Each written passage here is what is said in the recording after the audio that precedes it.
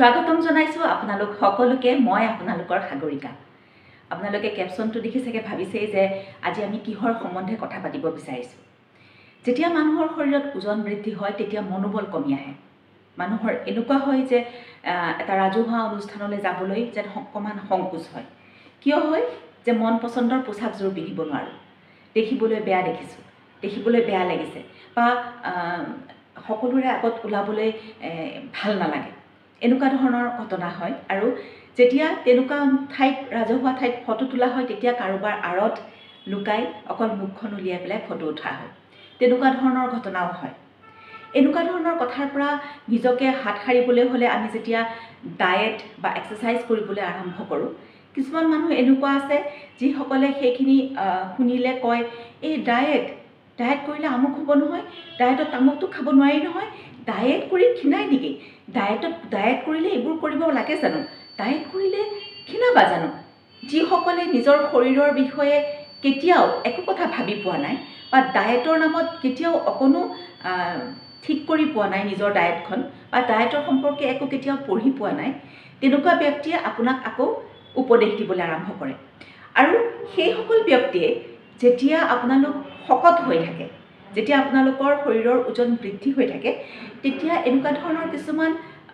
কথা কয় যিবোৰ কথাই সদায় আপোনাক অশান্তি দি যায় যেনে ছোৱালী মানুহ ইমান শকত হ'ব নালাগে যেনে ইমান শকত হ'লে পিছলৈ দিগদাৰ হ'ব বা এনেকুৱা ধৰণৰ বহুত কথা শকত হ'লে বেমাৰ হ'ব শকত হ'লে আমুক হ'ব শকত হ'লে তামুক হ'ব এনেকুৱা ধৰণৰ কথাবিলাকৰ কাৰণে আমাৰ মনোবল ভাগি যায় এতিয়া প্ৰথম আৰু প্ৰধান কথা হ'ল যে আপোনাৰ শৰীৰৰ ওজন কমাবলৈ হ'লে সবতকৈ গুৰুত্বপূৰ্ণ কথা হ'ল যে আপোনাৰ মনটো স্থিৰ হ'ব লাগে মনটো স্থিৰ হ'বৰ বাবে আমি মনোবল বঢ়াবৰ বাবে আমি সদায় চেষ্টা কৰিব লাগে যে আপোনাৰ মনক এটা স্থিৰ সিদ্ধান্তলৈ অনাটো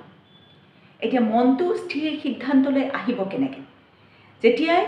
মানুহৰ এনেকুৱা ধৰণৰ ইয়াৰ আগৰ ভিডিঅ'ৰ মানে দুটামান আগৰ ভিডিঅ'ত মোক এগৰাকীয়ে প্ৰশ্ন কৰিছে যে দিনটো অফিচত থাকোঁ আবেলি সময়ত বা ৰাতি বহুত নিমন্ত্ৰণ থাকে নিমন্ত্ৰণটো আৰু ৰক্ষা নকৰাইলে নহয় কৰিবই লাগিব আৰু সদায় নাখাওঁ কিমান কৰি থাকিম গতিকে কেনেকৈ আমি এইটো মেনেজ কৰিম মই সেইদিনাখন সেই কমেণ্টটো পঢ়াৰ পিছত মই ভাবিছোঁ যে চাওক তেনেকুৱা ধৰণৰ মোৰ লগতো তেনেকুৱা ধৰণৰ হয় মোকো নিমন্ত্ৰণ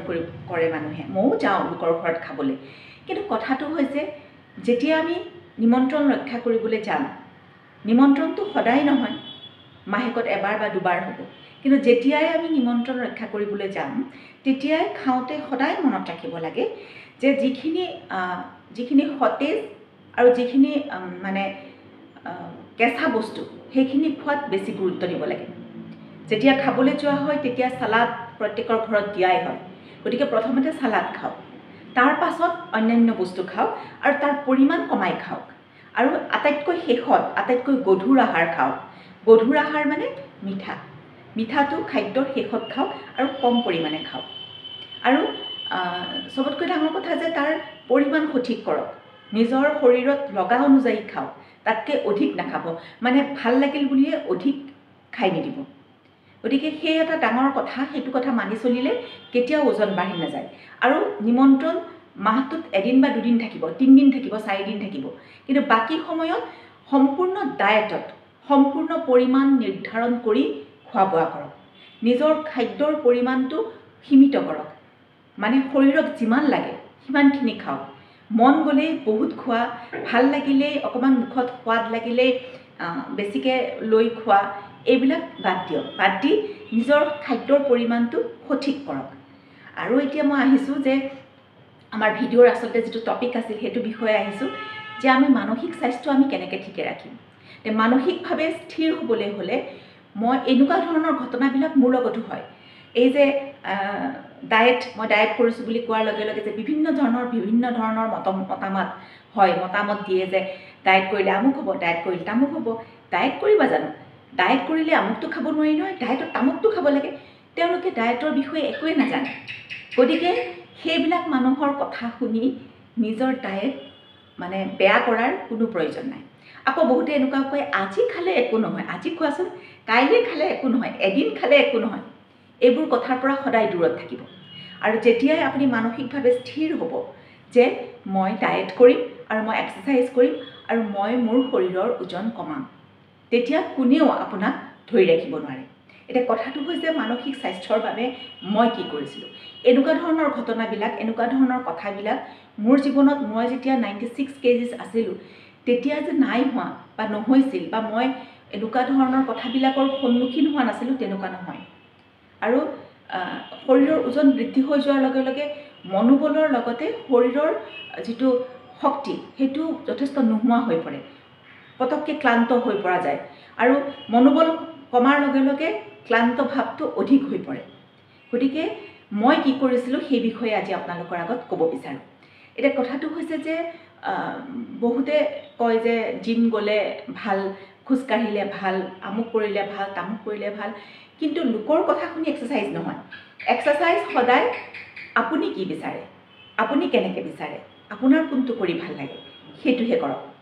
মই নিজেও জিম গৈছিলোঁ, কিন্তু এটা সময়ত মই জিম এৰি দিলোঁ, কাৰণ মই জিম কৰিবলৈ মোৰ মন নাযায় আৰু বহুত মানুহ হৈ গ'লে মই দিগদাৰ পাওঁ। গতিকে সেইটো মই এৰি দিলোঁ, কাৰণ মই সেইটো কমফৰ্ট নহয়, মই সেইটো কৰিব নোৱাৰোঁ। চবেই যে চব কাম কৰিব পাৰিব তেনেকুৱা কোনো কথা নাই। গতিকে চিন্তা কৰক, ভাবি চাওক যে নিজে কি কৰিলে আপোনালোকৰ, কি ব্যায়াম কৰিলে আপোনালোকৰ মনটো ভাল লাগিব বা কৰি থাকিবলৈ মন যাব। আজি কৰি কালি নকৰিম, আকৌ পৰহি কৰিম, এনেকুৱা নহয়। কোনটো ব্যায়াম কৰিলে আপোনাৰ অনবৰত কৰি থাকিবলৈ মন যাব বা আপোনাৰ মানসিকভাৱে আপুনি প্লিজ হ'ব, আপুনি সন্তুষ্ট হ'ব, সেই কথাটো সদায় মনত ৰাখক। আৰু যিটো কৰিলে আপোনাৰ মানসিক শান্তি হয়, ভাল লাগে, গাটো ভাল লাগে, মনটো উৎফুল্লিত হয়, সেইটো ব্যায়াম কৰক। আৰু খাদ্যবস্তুও ঠিক তেনেধৰণে যিখন খাদ্যৰ তালিকাই আপোনাৰ শৰীৰত কাম কৰে সেইখন খাদ্যৰ তালিকাহে নিজৰ কৰি লওক। আৰু এখন খাদ্যৰ তালিকা যেতিয়া নিজে ল'ব, তেতিয়া 2 দিন বা 3 দিন বা 4 দিন কৰাৰ পিছত আপুনি দেখিব যে সেইখন খাদ্যৰ তালিকাই আপোনাক কাম কৰা নাই, তেতিয়া মই এইটো কথা ক'ব নিবিচাৰোঁ যে একেদিনাই 1 কেজি 1.5 কেজি কমি গ'ল বা 2 দিনত 1 কেজি কমি গ'ল, সেইটো কিন্তু বেয়া কথা। কিন্তু ধৰক 4-5 দিন বা এসপ্তাহ কৰাৰ পাছত যেতিয়া আপুনি আপোনাৰ ওজন জুখিব, ওজনত যেতিয়া অকণমানো তাৰতম্য নহ'ব বা আপোনাৰ শৰীৰৰ মেজাৰমেণ্টটোৰ যেতিয়া অকণমানো তাৰতম্য নহ'ব, তেতিয়া গম পাব যে সেইখন ডায়েটে আপোনাৰ শৰীৰত কাম কৰা নাই আৰু আপুনি সেই ডায়েটখন সলাব। গতিকে আৰু এটা কথা যে ওজন মানুহৰ বিভিন্ন কাৰণতো নকমে, কিন্তু যিটো মেজাৰমেণ্ট, যিটো আপুনি এডাল ফিতা লৈ আপুনি শৰীৰৰ জোখ ল'ব, সেই জোখটো কিন্তু কমিবই। গতিকে সেই কথাবিলাক সদায় গুৰুত্ব দিয়া উচিত। আৰু মানসিকভাৱে সবল হ'বলৈ, মানে আপোনালোককো কৈছোঁ আৰু মই নিজেও মানসিকভাৱে সবল হ'বলৈ সদায় প্ৰাণায়াম কৰোঁ। আৰু মই আপোনালোককো অনুৰোধ কৰোঁ যে প্ৰাণায়াম কৰক। আপোনালোকৰ ওচৰে পাঁজৰে থকা কোনো যোগ গুৰুৰ ওচৰলৈ যাওক, যোগ শিকোৱা মানুহৰ ওচৰলৈ যাওক। যদি যোগাসন কৰিব পাৰে তেনেহ'লেতো খুবেই ভাল কথা, তাতকৈ ওপৰত আৰু একো ভাল কথা নাই বুলিয়ে মই ভাবোঁ। কিন্তু যদি যোগাসন কৰিব নোৱাৰেও তেনেহ'লে প্ৰাণায়াম কৰক,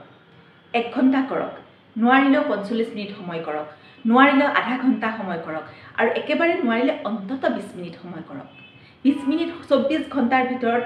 20 মিনিট সময়, মাত্ৰ 20 মিনিট সময় আপুনি আপোনাৰ শৰীৰক দিয়ক, যাতে আপোনাৰ মনোবল অটুট থাকে। অকল প্ৰাণায়াম কৰিলে যে ওজন কমাবৰ বাবে মনোবল হ'ব সেনেকুৱা কথা নহয়। প্ৰাণায়াম কৰাৰ লগে লগে আপোনাৰ মনোবল ইমান বাঢ়ি যাব যে আপুনি যিকোনো কাম খুব অনায়াসে কৰিব পাৰিব। আৰু বিশেষকৈ যিসকলৰ PCOD আছে তেখেতসকলৰ মনোবল ভাঙি যোৱাটো বা মুড চুইং হোৱাটো অতি সাধাৰণ কথা। গতিকে তেখেতসকলৰ মনোবল বঢ়াবৰ বাবে প্ৰাণায়াম এটা ৰামবাণ বুলি মই ক'ব বিচাৰোঁ, কাৰণ মই নিজেও ভুগিছিলোঁ, মই নিজেও কৰিছিলোঁ আৰু মই সেইকাৰণে আপোনালোকৰ আগত শ্বেয়াৰ কৰিছোঁ। মই এইটোৱে ক'ব বিচাৰোঁ যে যোগাসন কৰিব পাৰিলেতো খুবেই ভাল, নোৱাৰিলেও অন্ততঃ প্ৰাণায়াম কৰক। আৰু প্ৰাণায়াম কৰাৰ লগে লগে মনত ৰাখিব, কোনো ধৰণৰ নিগেটিভ কথা, কোনো ধৰণৰ ঋণাত্মক কথাই আপোনাক খুব সহজে ভাঙি পেলাব নোৱাৰে। আপুনি খুব মনোবল পাব, মানসিকভাৱে ইমান সবল হ'ব যে কোনে কি কৈছে সেইটো আপোনাৰ বাবে গুৰুত্বপূৰ্ণ নোহোৱা হৈ যাব। আপুনি কি কৰিব, স্থিৰ হৈ পৰিব।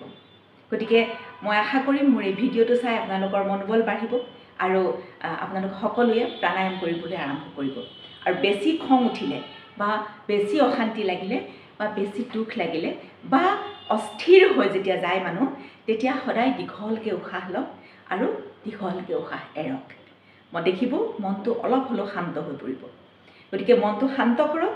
প্ৰাণায়াম কৰক মনোবল বান্ধক আৰু নিজৰ ডায়েট আৰু এক্সাৰচাইজ কৰি নিজকে খুব সুন্দৰ এটা ৰূপলৈ নিজকে পৰিৱৰ্তন কৰক আশা কৰিছোঁ মোৰ এই ভিডিঅ'টোৱে আপোনালোকক যথেষ্ট মনোবল বঢ়াব